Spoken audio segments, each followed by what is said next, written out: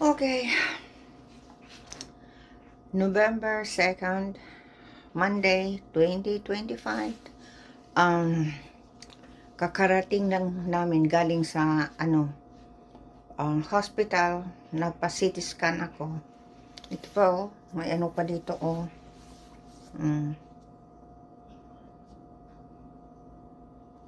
Kasi linagyan yung contrast na tinatawag. CT scan dito sa ulo. 40 minutes, oh my goodness, grabe. Tok, tok, tok, tok, tok, tok, tok, ganyan, tok, tok, tok, tok, tok, tok, tek, tek, tek, tek. Kung linagyan naman ako ng ng air plug, pero naririnig ko pa rin. Nagaano lang ako, concentrate. Yan. Salamat pala sa aking BFF publisher na ang aking matagal ng BFF sis Peter Ledesma, yung aking kaibigan na matagal na yan. Isinabi ko sa kanya ang tungkol sa sitwasyon ko na yun nga, nagkaroon ako ng cancer dahil sa sobra kong stress. Kaya huwag kayong mag-stress, huwag kayong masyadong dibdibin yung mga nangyayari sa inyo. Ganyan ang nangyari sa akin. Tagal. Na palaging nandyan yan sa utak ko at palagi akong miserable. Hindi ako masaya. At naiisip ko palagi yung mga ginagawang mga pangluloko sa akin. Iyon. Nagkasakit ako. Yan. At kapag palagi palang stress, hindi maganda. Yun. Nagiging poison sa katawan ang stress. Kaya nangyari sa akin. Kaya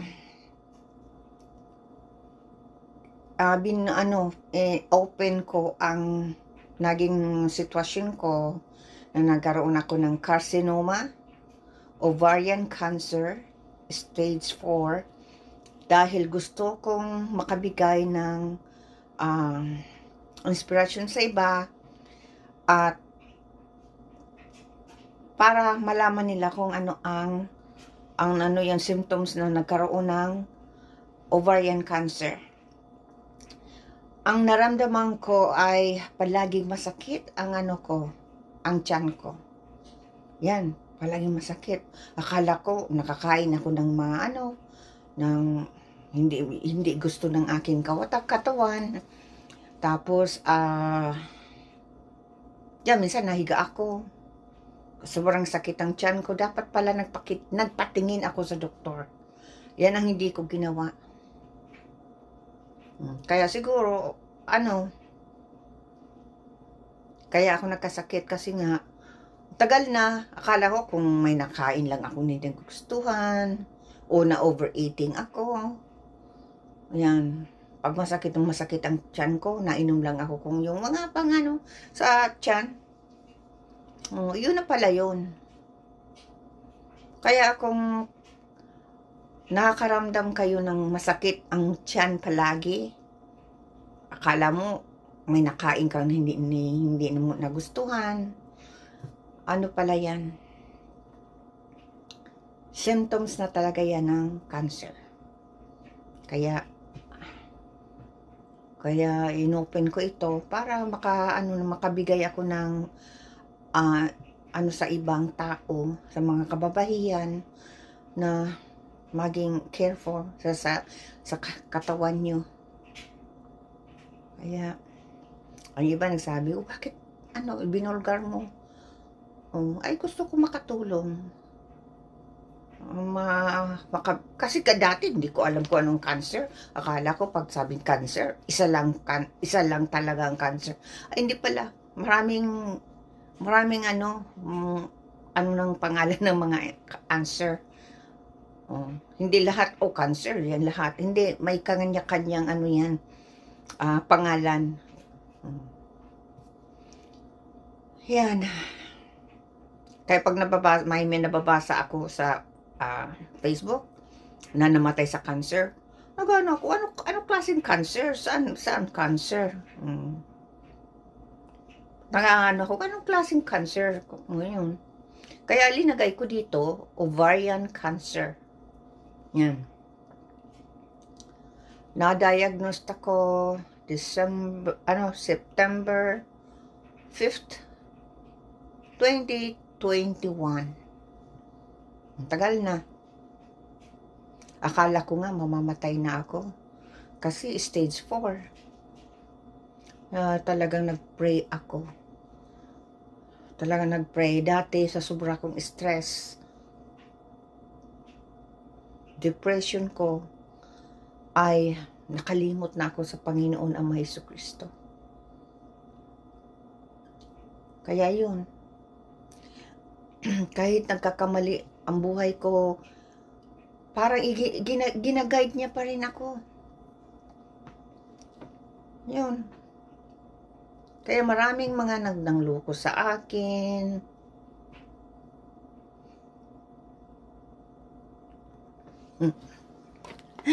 Kahit nga pamilya ko, linoko ako.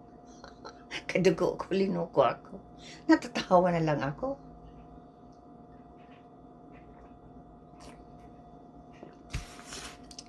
Sobrang pangluloko sa akin. Kadugo ko pa yan, ha? Pero ibang tao pa kaya? Yan ang nangyari sa akin. Na naloko ako. Dinamdam ko din yun. Pangluloko sa akin ng kapamilya ko. Ang kadugo ko. Grabe. Kaya ngayon hindi na ako binabayaran ng utang sa akin. Limot na. Pag sinisingil ko, galit sa akin. Sabi sa akin, yan daw ang ayaw ko, na sinisingil ako. Kung hindi dahil sa akin, hindi ka karating ng Canada. Matagal akong ganyan na sinasabi sa akin. Tapos na-realize ko na kung hindi dahil sa akin, wala silang libreng katulong ng ilang taon, walang sahod. Ginawa kong katulong, all around. Ang hindi ko lang ginawa, magluto. Ay, grabe. Sarili mong kapamilya, ginawa akong katulong, libre, walang pakain lang. Binugbog pa ako. Dito, meron nga ako ditong sugat, Sinakal ako. Sinakal ako. Ang haba pa naman ng kuko. Dati lang ako Dati, 100 pounds. Siya. Mataas siya, malaki. Ay, talagang binugbog ako. Tapos, the next day, magang-maga pa ang mata ko at pa yung ulo ko. Diyos ko, siguro yun ang dahilan kung bakit nagkaroon ako ng tumor sa utak. Dito, Inoperahan ako dito, Diyan ang CT scan. Kaya ako nagkaroon ng CT scan kasi nga nagkaroon ako ng dito. Nagkaroon ako ng tumor dito sa side na ito. Siguro yung kagaganyan sa akin at ginaganyan ako, hawak ko dito, ganyan, tapos ganyan ako. Yan siguro ang dahilan kung bakit nagkaroon ng tumor ang utak ko. Tagal na, laki. Malaki, kaya pala palaging sumasakit ang ulo ko noon. Kaya kung masakit ang ulo nyo, huwag nyong ignoron yung ulo nyo. Mag-ano kayo, magpatingin sa doktor. Yan ang hindi ko rin ginawa. Na ano lang ako lagay ng white flour, ginaganyan ko. At ginaganyan ko, hinihilot ko, ganyan. Ganyan. Yan. Yan ang nangyari. Kaya kung masakit ang ulo nyo, na palagi masakit, magpatingin kayo sa doktor. Huwag niyong mag-ano kayo. Mag-ano lang na, na ano lang siguro ito. Maglagay ng white flour o Vicks dyan, gaganyan-ganyan. O mainom ng painkiller. Ganyan ginagawa ko dati. Huwag kayong gumaya sa akin. Patingin sa doktor agad. Kaya, ay grabe. Ano yan?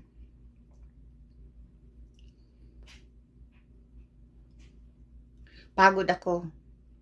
Kasi, nagising ako mga 8 o'clock. Tapos, yun nga daw, bihis. Hindi, wala akong makeup, oh. Nag-lipstick lang. Wala akong makeup, oh. Tingnan mo ang mukha ko. Wala akong makeup. Ang buhok ko, ganito ang kulay na, dahil, ano yan, dahil pala sa chemo, may dalawang mangyayari. Maging puti ang buhok mo o maitim. Ito, na ganun to. Nagputi ng lahat ang buhok ko. Dati nakalbo ako. Yung ano, yung una kong chemo, simula 2021, 2021, nag-chemo ako. Ang side effects, nagtanggal lahat ng buhok ko. Di ba magandang buhok ko, mahaba. Ngayon, ito na, ganito ng buhok ko, maiksi na. At medyo nagnipis na. Dahil siguro sa side effects ng chemo, yan. Nagnipis na ang buhok ko. Yan. Ang iba, sa akin, bakit mo? I-expose mo sarili mo. Kasi gusto kong makatulong sa ibang tao. Maging aware tungkol sa cancer. Kasi ang cancer ay, karamihan alam kung ano yan. Ang alam lang cancer. Cancer ng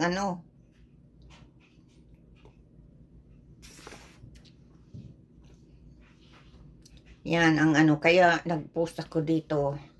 Yan, yun na, sabi ko, nakakarating lang, ay pagod. Ang mga 40 minutes. Ang chemo.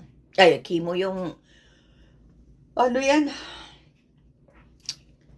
Sa, ko, sa ulo. Grabe. Kaya, yun, nag-share ko sa inyo. Tungkol sa nangyari ang ginawa ngayon, nag sa ulo.